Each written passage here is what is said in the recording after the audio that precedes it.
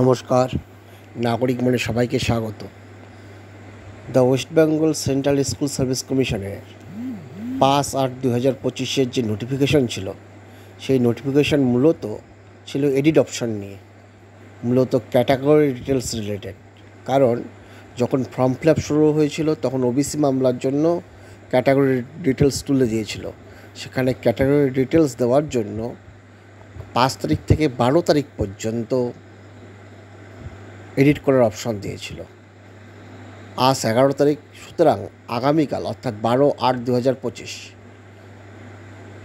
সব এডিট করার, অর্থাৎ ফটো, সিগনেচার এবং category details, joining date, DISE code, সব কিছুই, কাস্ট, ক্লাস, সব কিছুই এডিট করার অপশন আগামীকালকেই শেষ। ধন্যবাদ।